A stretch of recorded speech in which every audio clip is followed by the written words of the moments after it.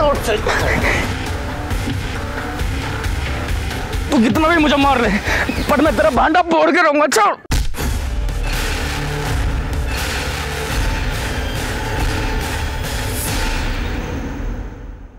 नमस्कार, मैं Sonali Kulkarni crime petrol 70 के इस नए अध्याय में आपका स्वागत करती हूँ। देश में हर साल हत्याओं के करीब 6000 मामले अनसुलझे रह जाते हैं। एक आंकड़े के मुताबिक हत्या के मामले में ऐसे कोल्ड केसेस की तादाद पहले ही 2.5 लाख से ज्यादा है, जिनमें से कई मामलों में न मरने वाले के बारे में पता चलता है और न ही मारने वाले का कोई सुराग मिल पाता है। यकीनन इन हत्याओं के पीछे ऐसे शातिर अपराधी हैं जो कोई सुराग नहीं छोड़ते, लेकिन कई बार पुलिस का देर से पहुंचना, क्राइम सीन से छेड़छाड़ और कभी कभी तो खुद विक्टिम की जानकारी ही रहस्य बनकर रह जाती है। आज की कहानी ऐसे ही rarest of the rare case से पर्दा उठाती है। कोस कोस पर पानी बदले 4 कोस पर वाणी। तकरीबन 2.5 दर्जन राज्यों और उतनी ही भाषाओं की विविधता वाले हमारे इस देश में ये केस जुड़ा हुआ था एक अजीबोगरीब शादी से।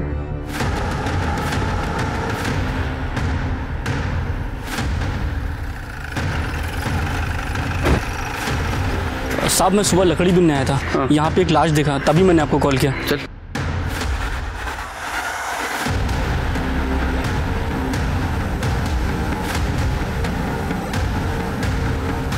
शिरके इसके सर पे जोर से मारा है, शायद इसकी वजह से इसकी मौत हो गई।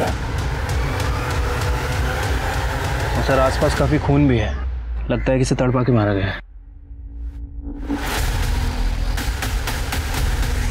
सर इसके कपड़ों पे लगी कालिक कुछ कोयले जैसी लग रही है। शिर की बॉडी को पोस्टमार्टम के लिए भेज दो और कपड़े फॉरेंसिक को, और जंगल के आसपास कोई सीसीटीवी हो तो उसका फुटेज कलेक्ट करो। सर सर फिर से 4 चम्मच? 4 चम्मच शक्कर की चाय दिमाग की बत्ती जलाए। आगे बोलो। सर वो जो बॉडी मिली थी ना, उसके बारे में कुछ खास इन्फॉर्मेशन नहीं मिली है सर, और सीसीटीवी में भी कुछ खास पता नहीं चला है। लेकिन सर पीएम रिपोर्ट से पता चला है कि उसके सर पर किसी भारी चीज़ से वार किया गया था, जिसकी वजह से उसकी मौत हुई है। और बॉडी मिलने के 10 से 12 घंटे पहले उसकी मौत हो चुकी थी। और उसके कपड़ों पे जो कालिक लगी थी ना सर, वो कोयला ही है। कोयला?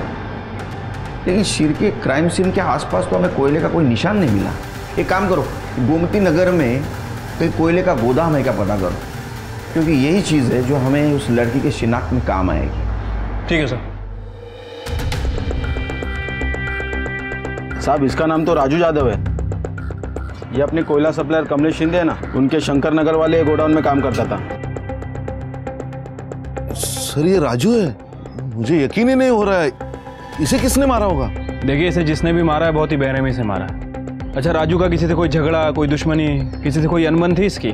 सर वो तो बहुत ईमानदार आदमी था, शायद ईमानदारी उसकी दुश्मन हो गई होगी। वैसे तो सबसे अच्छी तरह से बातें करता था।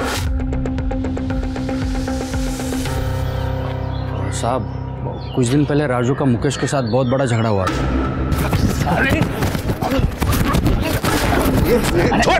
छोड़, ये क्या चल रहा है? काम क्या राणा मचा रखा है? शिंदे साहब, ये मुकेश गोदाम से कोयले चुराता है।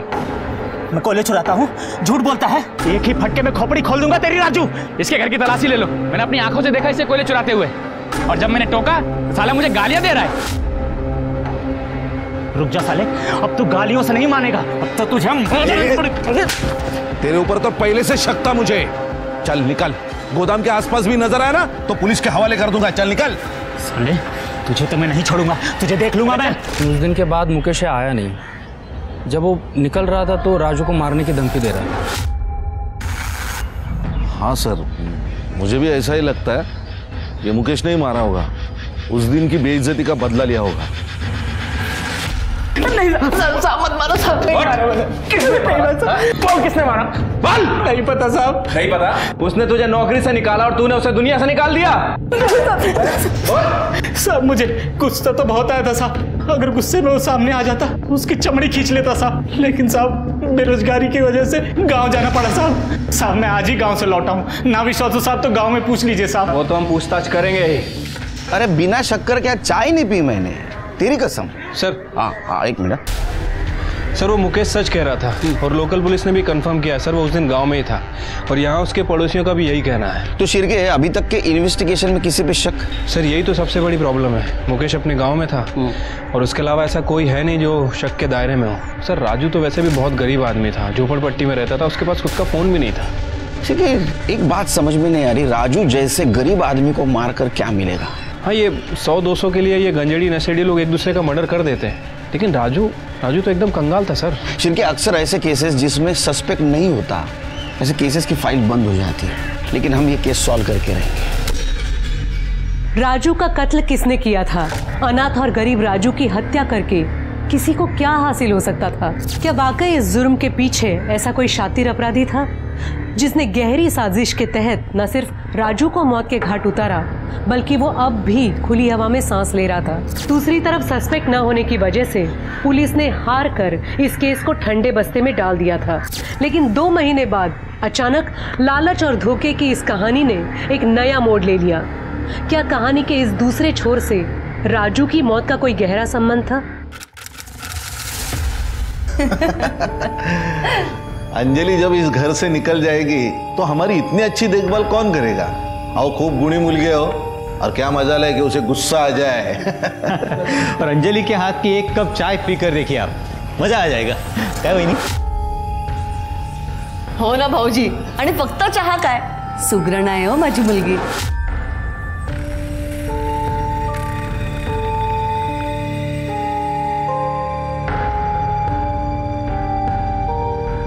वाह बेटिया, आपने जो फोटो दिखाई थी ना उससे भी ज्यादा सुंदर है आपकी बेटी। वरना लोग तो आजकल फोटोशॉप वाली सुंदर फोटो भेजते हैं और जब लड़की सामने आती है ना तब भेद खुल जाता है। अरे नहीं, ये हमारी छोटी लड़की है मोहिनी।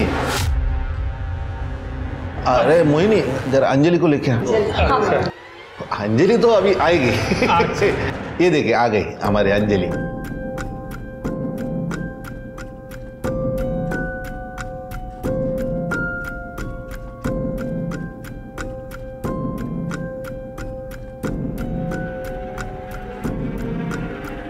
फोटो में तो लड़की इतनी काली नहीं दिख रही थी। आपने हमें क्या बेवकूफ समझा है जो इतनी बदसूरत लड़की को हम अपनी बहू बनाए? ये रिश्ता भी चला गया, इस लड़की की शादी होने से रही आता बस आमच्या डोक्यावर जिंदगीभर। आई इसमें मेरी क्या गलती है? जहाँ कहती हो चुपचाप खड़ी तो हो जाती हो, अजून काय करूँ आई? गलती तो हमसे हुई है, तुझे पैदा करके। रूप रंग में आग पर नहीं गई होती ना तो भी गोरी होती मेरी मोहिनी की तरह। ऊपर से कोयले का धंधा शुरू किया तो ये कोहिनूर तो पैदा होना ही था ना हमारे घर पे। मोहिनी आप गुस्से में कुछ भी बोल जाती हो। अरे हमारी अंजलि सच में कोहिनूर है, बस लोग उसकी अच्छा ही नहीं देख पाते। ओ भाऊजी तुम्ही तो बोलूच नका, ये लड़की ना हमारा दम लेके इसे चैन मिलेगा।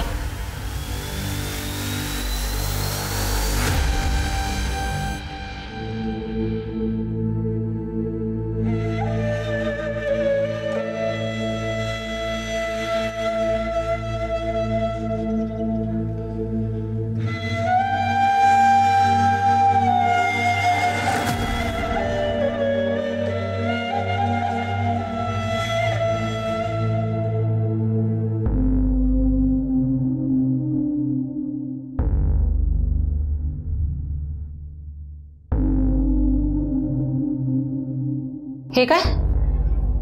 तूने फिर से जेंट्स के कपड़े निकालकर ये लेडीज वाले कपड़े पहन लिए? तुझे मना किया था ना, तुझे ये नहीं पहनना है। गाय दिन भर लड़कों के कपड़े पहन के घूमना पड़ता है, कम से कम घर पे तो मुझे चैन से जीने दिया करो, या तो मैं भुलाकर ही चैन आएगा कि मैं एक लड़की हूँ। अगर तुझे पैसे कमाने हैं तो तुझे भूलना होगा कि तू एक लड़की है। अब तेरी शादी के लिए नया शिकार ढूंढना होगा।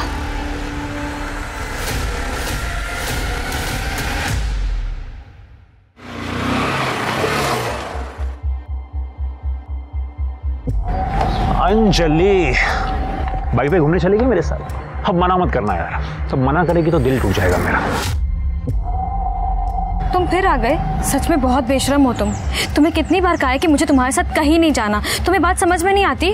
अरे चल ना, अब इतनी सुंदर सुंदर लड़कियां अभी इतने नखरे नहीं करती, तुझे किस बात का घमंड है? और वैसे भी यार तेरी शादी तो होने से रही, क्योंकि तुझे जितने लड़के देखने आते हैं वो तुझे रिजेक्ट करके चले जा रहे हैं।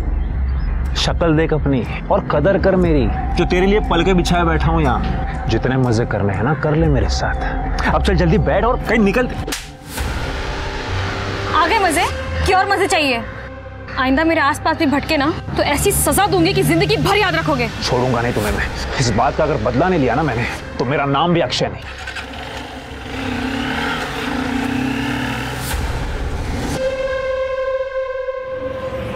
चलो बाय।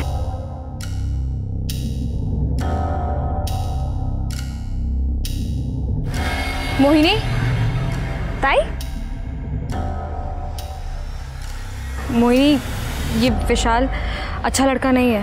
मैंने उसके बारे में बहुत गलत चीज़ें सुनी है।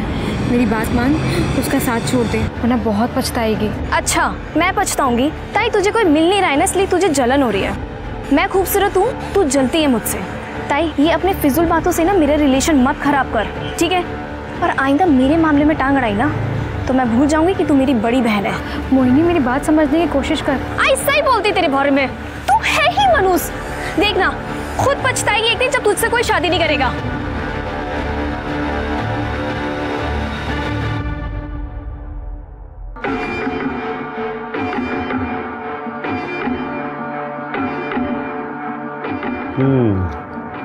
ये सब ठीक है, लेकिन इनमें से पैसे वाली अमीर पार्टी कौन सी है? ये सब मिडिल क्लास परिवारों की अच्छी लड़कियां हैं, सर्वगुण संपन्न। हमें ऐसी लड़की दिखाइए जो घर में लक्ष्मी लेकर आए। देखिए, अगर आप लोगों की सुंदर लड़की की डिमांड नहीं है तो हमारे पास एक बहुत बढ़िया रिश्ता है। आप कहे तो मैं दिखाता हूँ।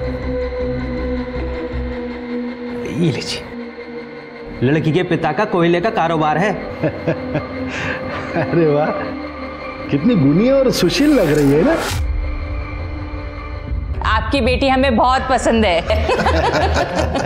नहीं, विश्वास ही नहीं होता कि हमारी अंजलि आपको इतनी पसंद आ गई। इतने लोगों ने रिजेक्ट जो किया है उसको विश्वास कैसे बैठेगा? वैसे ये फैसला लेना हमारे लिए भी बहुत मुश्किल था। खूब ऐकलं होतं, अंजलि के कई रिश्ते टूटे हैं, लेकिन हम तैयार हैं। आप लोगों ने भी तो तैयारियां की होगी ना, बेटी को खाली हाथ विदा थोड़ी करेंगे। हाँ बताइए क्या चाहिए, हम यही तय कर लेते हैं। अरे इसमें तय क्या करना है, अब इतना बड़ा बिजनेस है आपका, लड़की की शादी है, लाखों रुपया तो जमा किए होंगे आपने। अरे नहीं, हम लोग लालची नहीं है, हमें ज्यादा नहीं चाहिए, बस 50 लाख कैश दीजिए और 20 तोला सोना दीजिए बस। ये ज्यादा नहीं है? अरे अहो दादा, इससे भी ज्यादा देने वाले के रिश्ते आए थे, लेकिन हमें आपकी बेटी पसंद है इसलिए ज्यादा नहीं कहा है। 30 लाख और 10 तोला सोना, इतना ही दे पाऊंगा। 40 लाख कैश दीजिए, 10 तोला सोना दीजिए। अब सोचना क्या है इसमें, रिश्ता पक्का। लीजिए मुंह मीठा कीजिए। मैं क्या बोल रहा हूँ, अब फटाक से शादी करवा लेते। पटमंगनी चट दिया, लीजिए। तो अनुशनेमि बृहस्पतयो दधातु पृथ्वीरापः शान्तियो गदया शान्ति।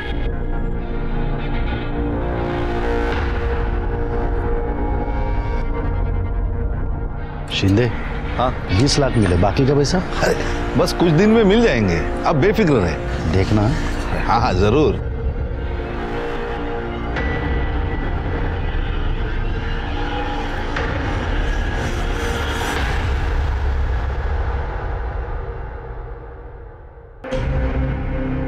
पता है ना क्या करना है, उसको पता चल गया ना गड़बड़ हो जाएगी। मुझे पता है, आप टेंशन मत लो।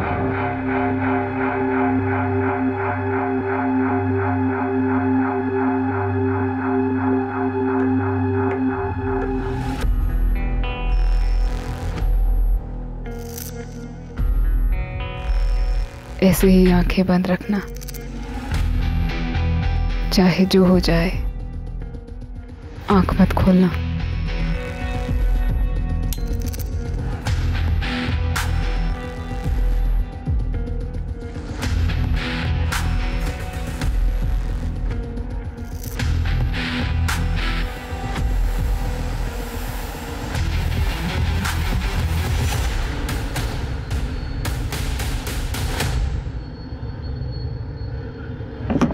अरे भाभी जी लाइए, मैं पकड़ता हूँ, लाइए। क्या अरे करें आप अकेले? रहने दीजिए, मैं कर लूंगी।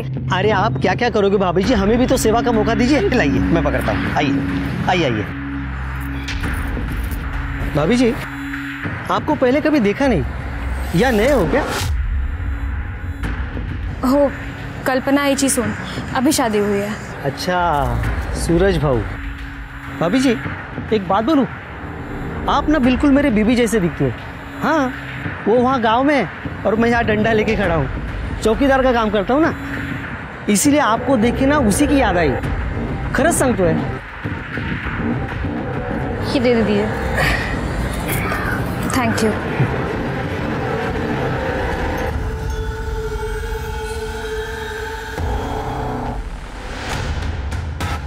इस तरह अनजान लोगों से बात करने की कोई जरूरत नहीं है, समझी? चल अंदर।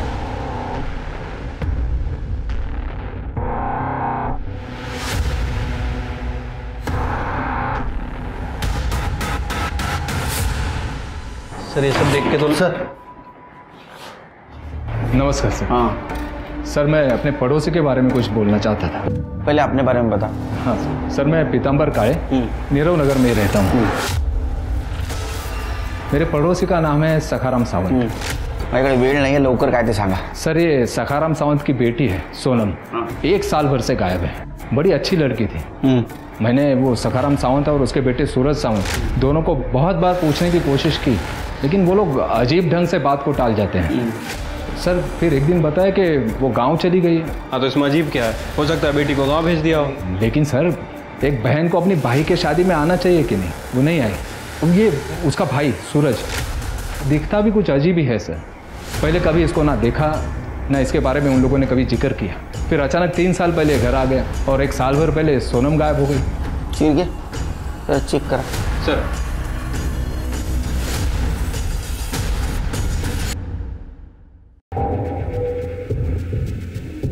ये सोनम है, हमारी बेटी। एक लड़के के साथ में भाग गई थी, 1 साल से पता नहीं चला उसका। लोगों को पता चल जाता तो हमारी बदनामी होती, इसलिए सोनम की भागने की बात हमने किसी से नहीं कही। और हाँ, अब हमारा उससे कुछ संबंध नहीं है, समझ लीजिए मर गई वो। सर, मेरी अंजलि से शादी होने के बाद बड़ी मुश्किल से घर में खुशियाँ वापस आई हैं। आप प्लीज़ सोनम के बारे में बात करके हमें और परेशान मत करिए। अच्छा, आप लोगों की सोनम से आखिरी बार मुलाकात कब हुई थी? मुलाकात तो छोड़िए साहब, 1 साल से हमारी उससे बात भी नहीं हुई।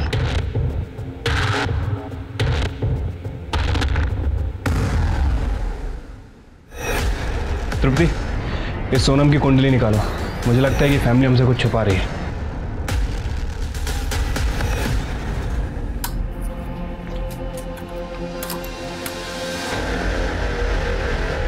आंखें बंद करो और लेट जाओ। मुझे ये सब बहुत अजीब लगता है।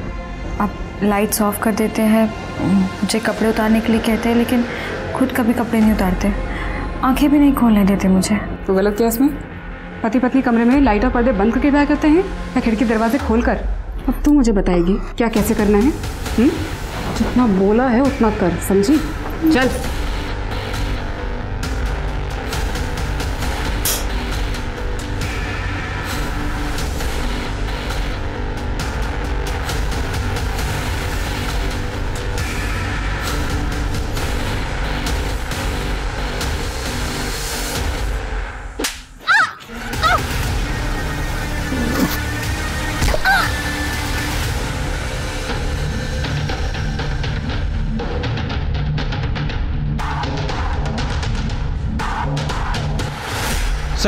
सर ये पीताम्बर का शक सही लग रहा है। सोनम का फोन पिछले 1 साल से बंद है। उसके कॉल रिकॉर्ड्स भी चेक किए, कोई अफेयर का एंगल सामने नहीं आया सर।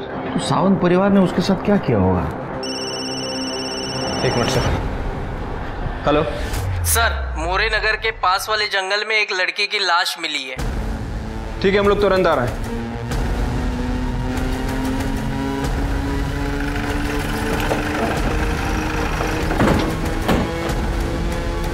स्मिता, चेक करा।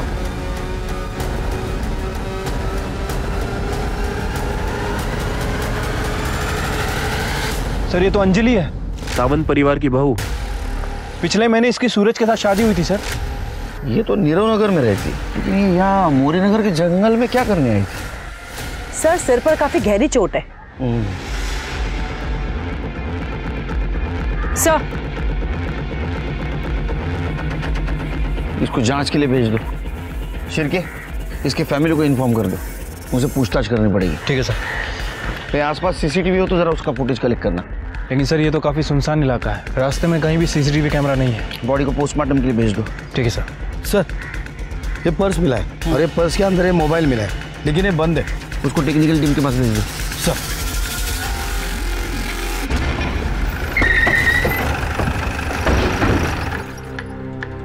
आपकी बहू कहाँ है?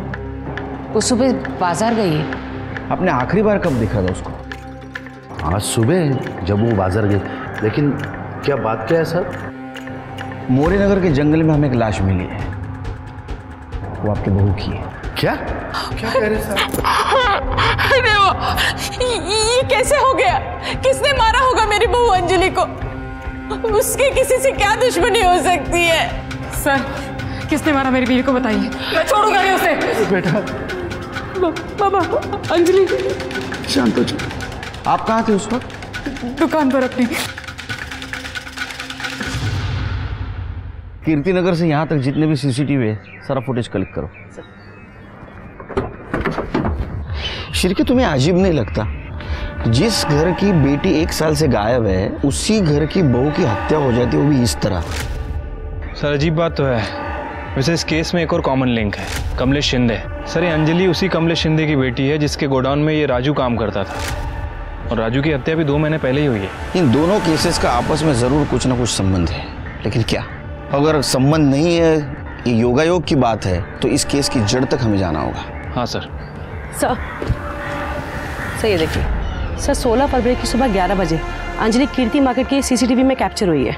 फिर ये मार्केट में तो दिख रही है, लेकिन इसके बाद में घर गई या नहीं पता करो, मतलब प्रत्येक माहिती पाहिजे।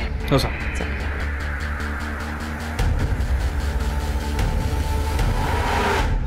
अंजलि अंजलि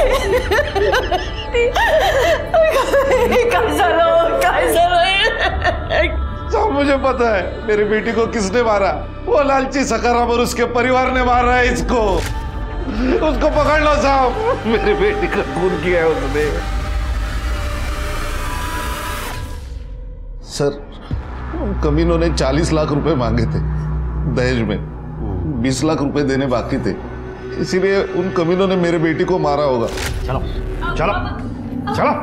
अरे शिंदे बैठे बैठे चाय पी रहा है, अब इसको भी यहाँ पे बिठा और उसको चाय पिलाते बैठ। सखाराम जी क्या हुआ? बाकी के 20 लाख कब भेजेंगे? अगर नहीं भेज सकते ना तो इसको भी वापस नहीं भेजने का, समझे? मेहरबानी करा। सखाराम जी बात मानिए ना, 4-5 दिन में करता हूँ कुछ तो। जरा आएगा। 4 दिन के अंदर पैसा मिलना चाहिए, नहीं तो तुम्हारा हमारा संबंध खत्म। और एक बात, अगर पैसा नहीं मिला ना तो पूरा गुस्सा इस पे निकलेगा। माझ्याकडून खूप मोठी चूक झाली साहेब कि उन लालची लोगों के साथ मैंने अपने बेटे को वापस भेज दिया। उन्हें पकड़ लीजिए सर और सीधे जेल में डाल दीजिए। नहीं, हम इन्वेस्टिगेट करेंगे, आप जाओ। सर बाहर पीतांबर आया है, उसको भेजू?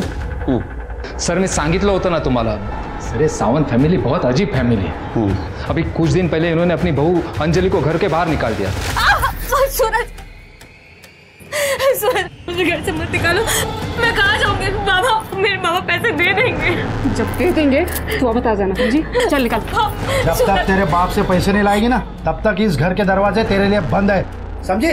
निकल यहाँ से। बाबा सूरज मैं तुम्हारे पाँव पड़ती हूँ, घर से मत निकालो, मैं कहाँ जाऊंगी? हट सूरज सूरज सूरज।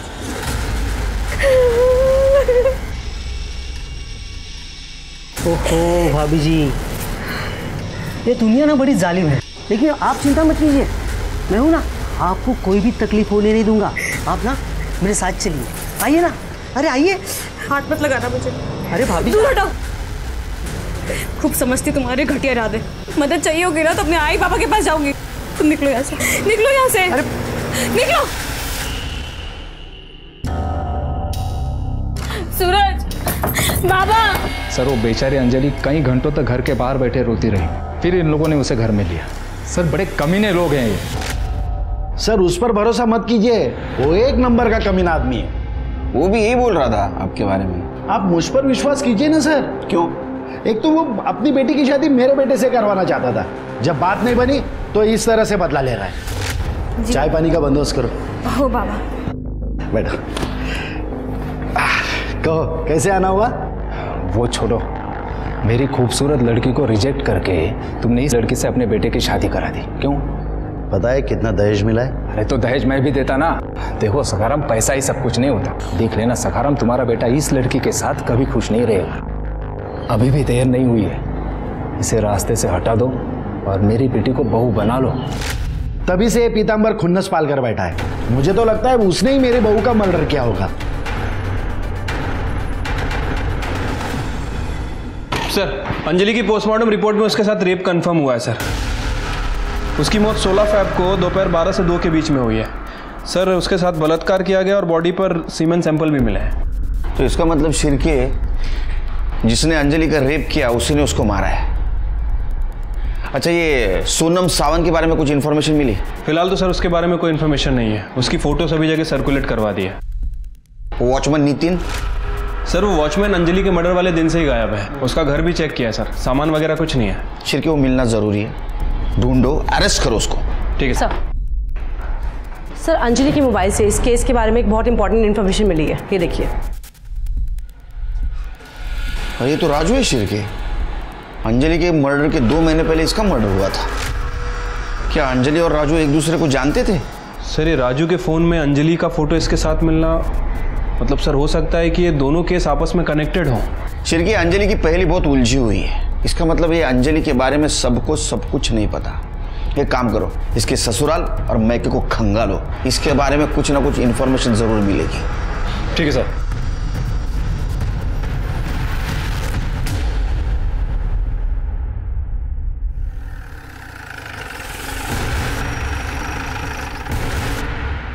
पूरे घर का कोना कोना छान मारो, अच्छे से तलाशी लो। सर खड़े अंदर जाओ।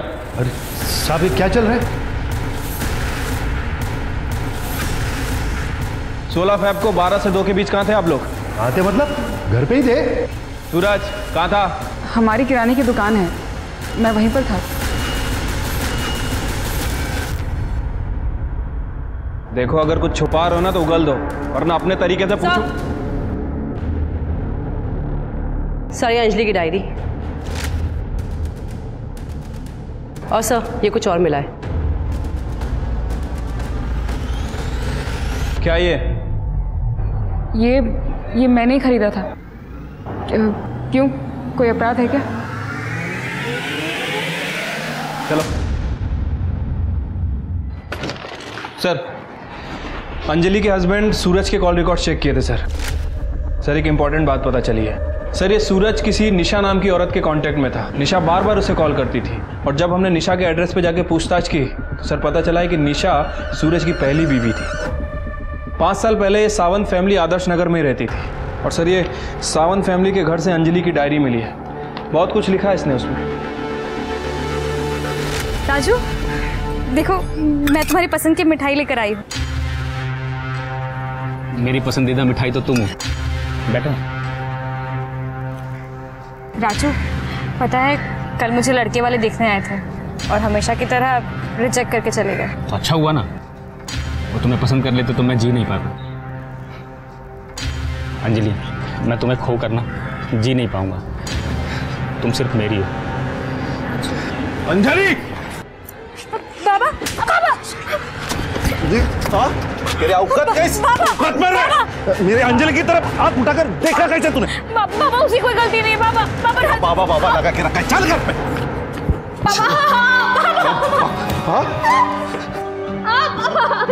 तेरे रिश्ते टूटने से पहले कम बदनामी हुई थी जो तूने नई मुसीबत पैदा कर दी। आज मैं तुझे जिंदा नहीं छोड़ूंगा। क्या गलती कर दी मैंने प्यार करके? हाँ, कम से कम राजू ने मेरा रंग तो नहीं देखा। बाबा उसने देखी है तो सिर्फ और सिर्फ मेरी अच्छाई। और तेरे बाप का पैसा देख रहा है वो। देवो, ये लड़की पैदा होने से पहले मर क्यों नहीं गई? खबरदार, याच्या पुढे ना राजूला भेटली ना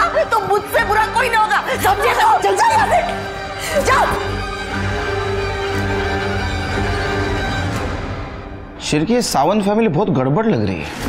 हर वक्त कुछ ना कुछ नया राज सामने आ रहा है। शिरके, ये डायरी सिर्फ डायरी नहीं है, इस केस में जितने भी विलन शामिल है उन सबकी कुंडली है। शिरके, राजू के फाइल के ऊपर जो धूल जमी थी वो झाड़ने का टाइम आया है। असल में अंजलि राजू से प्यार करती थी, लेकिन उसकी शादी जबरदस्ती से सूरज के साथ की गई थी। अरे कमलेश राजू से नफरत करता था और शायद इसीलिए उसने उसको मारा या किसी से मरवाया। हो सकता है सर। वैसे अंजलि ने डायरी में वही बातें लिखी हैं जो वो किसी से शेयर नहीं कर पाती थी, जैसे कि उसके ससुराल वाले से टॉर्चर करते थे और वो आशिक अक्षय, उसने भी उसे काफ़ी परेशान किया है। इस केस से जितने भी लोग जुड़े हैं सबकी इंक्वायरी करो। किसी भी हालत में राजू और अंजलि को न्याय मिलना जरूरी है। और वो कमलेश, उसकी दोबारा पूछताछ करो। आपने बात हमें पहले क्यों नहीं बताई कि अंजलि राजू को चाहती थी? सर, अगर मैं ये बात बताता तो बेकार में आप मुझ पर शक करते। शक कभी भी आपके ही ऊपर है।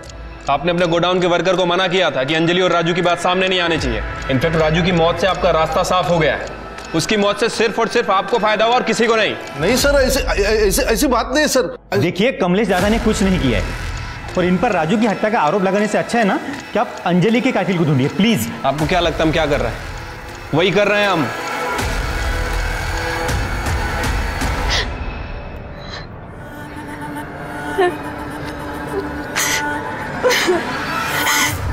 I'm sorry, दीदी।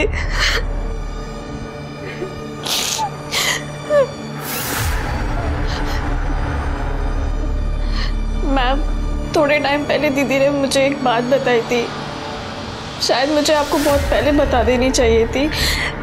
उन्होंने बताया था कि जीजू उनके संग बहुत अजीब बर्ताव करते हैं। जैसे संबंध बनाते वक्त उन्होंने आज तक उनके सामने कपड़े नहीं उतारे और उन्हें कहते थे कि अपनी आंख बंद रखो। बड़ी अजीब बात है। पति पत्नी के बीच में इतना पर्दा कहाँ होता है? कुछ और बताया उसने तुम्हें? नहीं मैम, पर दीदी को बहुत अजीब फीलिंग आती थी सूरज जीजू से। उन्हें ऐसा लगता रहता था कि जैसे जीजू उनसे कोई बहुत बड़ी बात छुपा रहे हैं। ये सूरज कहीं लड़की तो नहीं है सर? क्योंकि उसके हाव भाव देख के मुझे कुछ ठीक नहीं लगा। तुम्हें भी शक हुआ ना शिरके? मुझे भी पहली बार जब देखा उसको शक हुआ। वो है लड़की लेकिन दुनिया के सामने लड़का बन के घूम रहा है। सर, हमें उसका मेडिकल टेस्ट कराना चाहिए। नहीं शिरके, कानून ये करने की इजाजत नहीं देगा क्योंकि हमारे पास कोई पक्का सबूत नहीं है। एक काम करो शिरके, सखाराम और अक्षय इनका डीएनए टेस्ट करवाओ और किसी को भी शक के दायरे से बाहर मत जाने दो। ठीक है सर। हाँ, अंजलि से पहले सूरज की शादी मुझसे हुई थी, लेकिन हमारा तलाक हो गया। डिवोर्स के बाद भी सूरज के कांटेक्ट में क्यों हो? तो इसमें गलत क्या है? हम अच्छे दोस्त हैं और सूरज अपनी बीवी के साथ खुश था, तो मुझे इससे क्यों प्रॉब्लम होगी? वो हीरो बनता है तू? हाँ, हीरो बन के घूमता है तू? हाँ? तेरे बारे में सारी इंफॉर्मेशन निकाली हमने। हवस का पुजारी है ना तू? सर, मैं सच कह रहा हूँ, मैंने कुछ नहीं किया है। अंजलि की शादी के बाद से तो मैं कभी उससे मिला भी नहीं। शादी के पहले तो परेशान करता था उसको। नीरव नगर में तेरा मोबाइल लोकेशन क्या करता है रे? उसके ससुराल के आसपास क्यों मंडराता है तू? नीरव नगर में मेरा दोस्त रहता है, इसलिए कभी कभार जाते रहता हूँ मैं उसके पास। अंजलि के साथ जो कुछ भी हुआ वो वाकई में बहुत बुरा था, पर मैं सच कह रहा हूँ सर, उसमें मेरा कोई हाथ नहीं है। तेरा हाथ है क्या तेरा पैर है? वो हम ढूंढ के निकालेंगे, समझा ना? खड़े तुम जायला दोन चार लावा चांगल्या। सर मैं सच कह रहा हूँ मैं। सर, सखाराम और कल्पना 16 फैब को अपने घर पर ही थे और सूरज के मोबाइल लोकेशन से पता चला है कि वो दुकान पर था। शिरके, ऐसा शातिर बिना मोबाइल के भी क्राइम सीन पे जा सकता है। ये सावंत फैमिली के ऊपर भरोसा मत करो, झूठ बोलते हो लोग। जांच जारी रखना। ठीक है सर, लेकिन सर हमें और सबूत जुटाने पड़ेंगे क्योंकि राजू के केस में कमलेश के मोबाइल लोकेशन से कुछ खास इन्फॉर्मेशन नहीं मिली। राजू के मर्डर में तो कमलेश के ऊपर शक है, लेकिन ये अंजलि, इसका मर्डर किसने और क्यों किया होगा?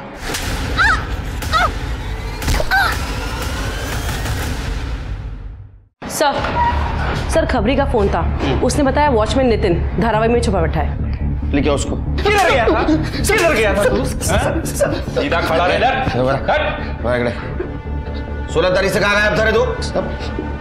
काम से बाहर गया था सब। घर का पूरा सामान लेके गया था बाहर? हाँ, वो भी अंजलि के मर्डर के दिन। सच बोल, तेरे तो चलने फिरने के, बात करने के, देखने के लायक नहीं छोड़ूंगा तेरे को। शिरके, डाको जला। क्या है?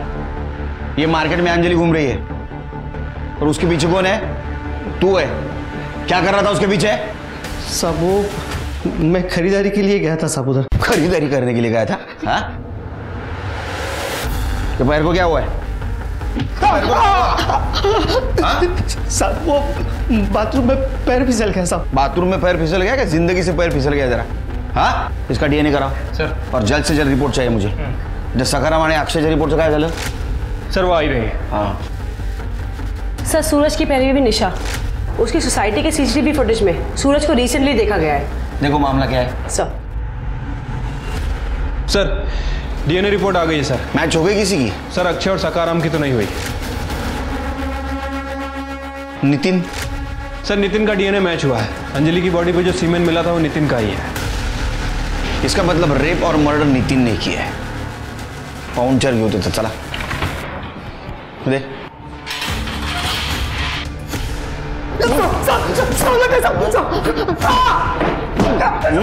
ये तो प्रूव हो गया तूने अंजलि का रेप किया। मर्डर क्यों किया उसका? बताता साहब। सब कुछ दिन अंजलि मार्केट से लौट रही थी तो मैंने उसका पीछा किया साहब।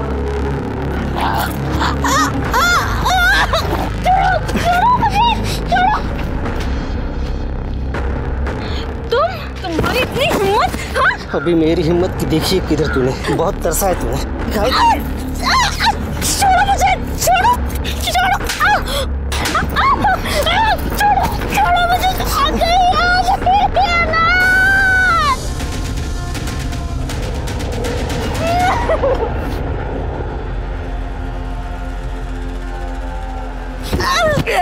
रुक रुक, तेरी तो रुक।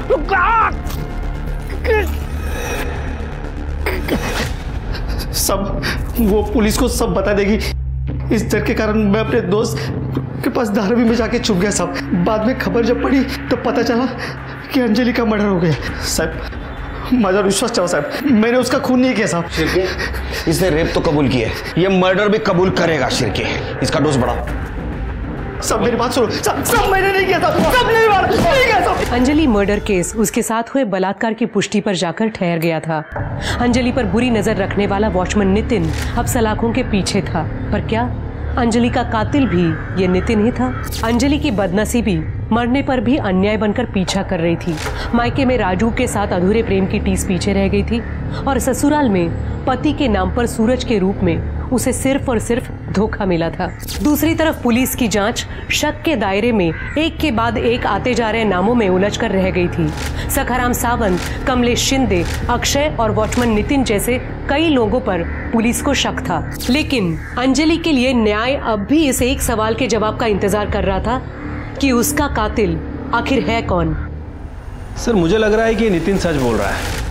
वैसे भी अंजलि की लाश हमें मोरे नगर में मिली थी और मोरे नगर से कीर्ति मार्केट और अंजलि का ससुराल ये दोनों ही जगह काफ़ी दूर है सर। सर कि मुझे भी ऐसे ही लगता है क्योंकि नितिन की पैर में अभी भी सूजन है और ऐसी हालत में वो अंजलि का रेप करके उसका पीछा नहीं कर सकते। सर ये सावंत फैमिली का नाटक ही खत्म नहीं हो रहा है। सर निशा और सूरज इनका डिवोर्स ही नहीं हुआ था, उनका स्टेटमेंट गलत था। सर एक बात और, सर ये सूरज निशा के अकाउंट में हर महीने 30,000 रुपये भेजता है। हमें पता है कि सूरज के साथ तुम्हारा तलाक नहीं हुआ था, फिर भी हर महीने वो तुम्हें 30,000 रुपए देता था। अब बोलोगी क्यों? सर ऐसे नहीं बोलेगी। मैं बताती हूँ, मैं सब बताती हूँ। सर सूरज एक लड़का नहीं बल्कि एक लड़की है। उसका नाम सोनम है। दहेज के लिए उसने लड़का बनकर मुझसे शादी की थी, जिसके लिए मेरे पिताजी को गांव की जमीन बेचकर उसे 20 लाख रुपए देने पड़े। लेकिन शादी के बाद उसके शारीरिक संबंध बनाने के तरीकों पर मेरा शक और गहरा होता चला गया।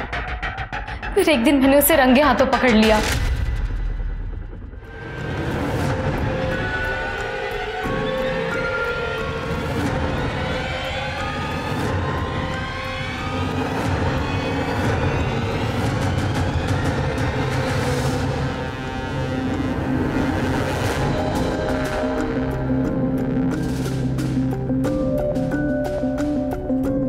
तू यही ढूंढ रही है ना? अली कब तक लड़का बनने का नाटक करके बेवकूफ बनाएगी? सूरज अपने लड़की होने की बात राज रखने के लिए मुझे हर महीने पैसे देता है, लेकिन मेरे पिता ने शादी पर जितना खर्च किया है वो सब मैं उससे वसूल कर रहूंगी। इसका मतलब इस साजिश में तुम सूरज के साथ शामिल हो? ये सब क्यों होने दिया? तुम पुलिस के पास भी आ सकती थी।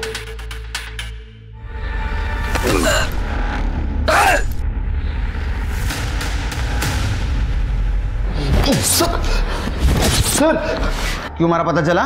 नहीं तुम्हें? तुमको तो पता चला होगा। तुम्हारे बाल तो बड़े, अरे ये तो लड़की है। हाँ अब पता चला क्यों मारा? अब ये बताओ कि ये सोनम को सूरज क्यों बनाया था? लोगों की क्यों फंसा रहे थे? दहेज के लिए सर हमारी सोनम की शादी नहीं हो पा रही थी। सब लोग बहुत ज़्यादा दहेज मांगते थे सर, और हम नहीं दे पा रहे थे। तो हमने सोचा कि सोनम को लड़का बना देंगे, उसकी शादी करवा देंगे और खुद दहेज ले लेंगे।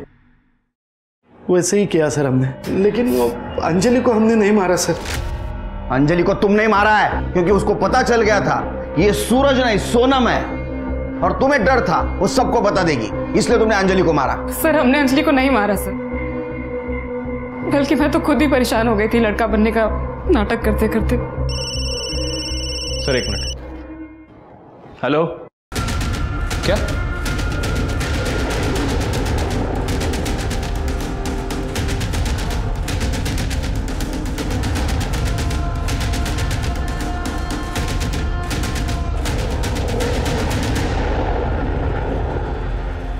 सर मैंने इसे कहीं तो देखा है। सर ये कमलेश शिंदे के कोयले के गोडाउन में काम करता था। क्या? सर ये क्या चक्कर है?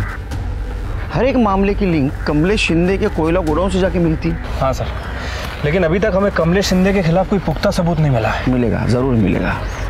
पहले इसकी इंफॉर्मेशन निकालो। ठीक है सर। दगड़ू का घर ये? जी हाँ, मेरा ही बेटा है। तो कहिए क्या बात है? दरअसल उसका मर्डर हो गया है। हाँ? और हमें घर की तलाशी लेनी है। पूरे घर की अच्छे से तलाशी लो। सर।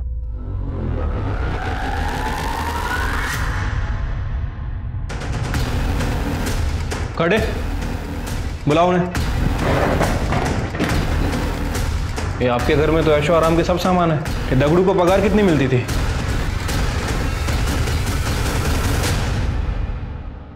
सर।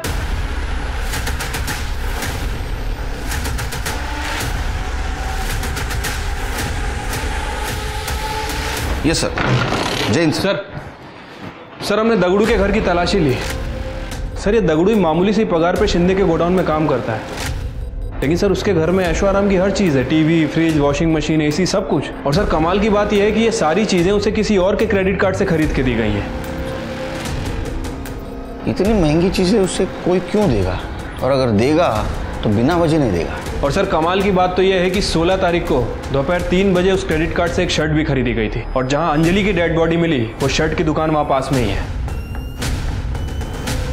इसका मतलब शिरके हम जल्द ही कातिल तक पहुंचने वाले हैं।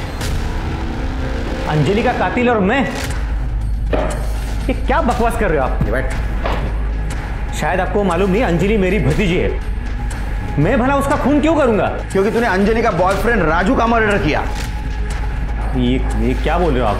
शिरके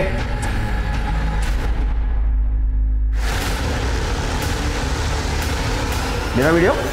हाँ, ये मोबाइल हमें दगड़ू के घर से मिला, और ये वीडियो देख के तू डरता था, और इसलिए तू दगड़ू जो चाहता था उसको लेके देता था। इतना ही नहीं, दगड़ू के बाप ने हमें बताया तू कोयले के गोदाम के आड़ में गलत धंधा करता था।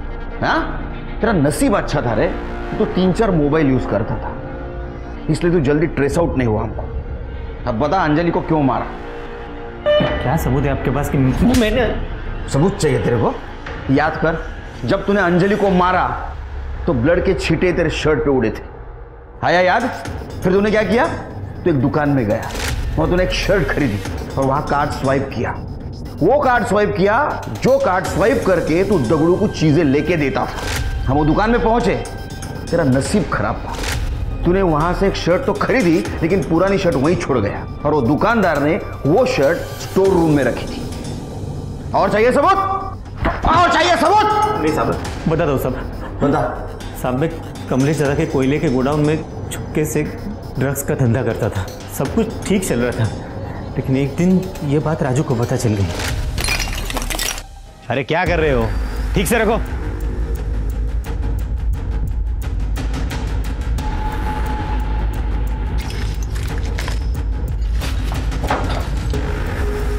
देख राजू, अपने काम से काम रख, समझा?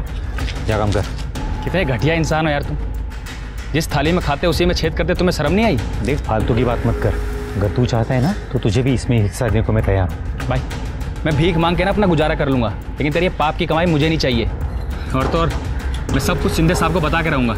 उन्हें पता तो चले उनके पीठ के पीछे उनका ही भाई गोदाम में क्या काला कारोबार कर रहा है। राजू, मेरी बात मानता तो मरने से बच जाता था। तेरा भांडा फोड़ के रहूँगा। छोड़।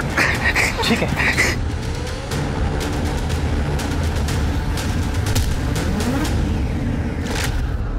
अंजलि को क्यों मारा? सब एक दिन अंजलि अचानक मायके आई थी और मुझे ये बात मालूम ही नहीं थी वो घर पे है। देख दगड़ू, अगर मुझे ब्लैकमेल करने की कोशिश की ना तो तू बहुत पछताएगा। ड्रग्स सप्लाई के मामले में तुझे जो तेरा हिस्सा मिल रहा है ना, तू उसी में खुश रहे, समझा? और हाँ, राजू की हत्या का मामला अगर सामने आया तो तुझे क्या लगता है तू बच जाएगा? मेरे साथ तू भी फंसेगा। चल रखता हूं।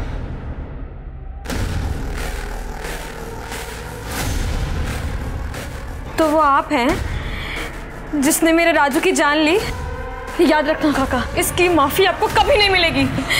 अंजलि, वैसा कुछ नहीं है साहब। मैंने अंजलि को समझाने की बहुत कोशिश की, लेकिन वो सुनने को तैयार ही नहीं थी। हालांकि उसके पास मेरे खिलाफ कोई सबूत नहीं था। उसको समझाने के लिए दूसरे दिन मैं उसके ससुराल जा रहा था, तभी वो मुझे रास्ते में ही मिल गई।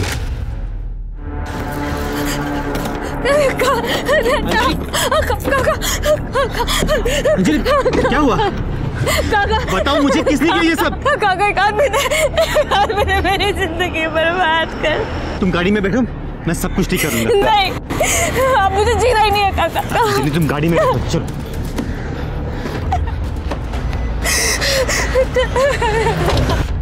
अंजलि, हम अपने घर चलते हैं, कमलेश दादा के पास। मैंने कहा ना, मैं सब कुछ ठीक कर दूंगा। तुम जैसे खूनी से तो मुझे मदद चाहिए ही नहीं। तुमने मुझसे मेरा राजू छीन लिया। सबने मुझे बहुत तकलीफ दी है। सब के सब जेल जाओगे तुम लोग। चुप, वरना तेरी आवाज भी हमेशा के लिए बंद कर दूंगा, समझी? इसे राजू का क्या? हाँ, वैसे मुझे भी मार दोगे ना? मैं तुम्हें नहीं छोड़ूंगी। अंजलि, तुमने मुझसे मेरा राजू छीन लिया। अंजलि, उधर उधर, पुलिस को बताएगी। नहीं। और फिर दगड़ू भी ये वीडियो दिखाकर मुझे ब्लैकमेल कर रहा था, तो मैंने उसे भी मार दिया।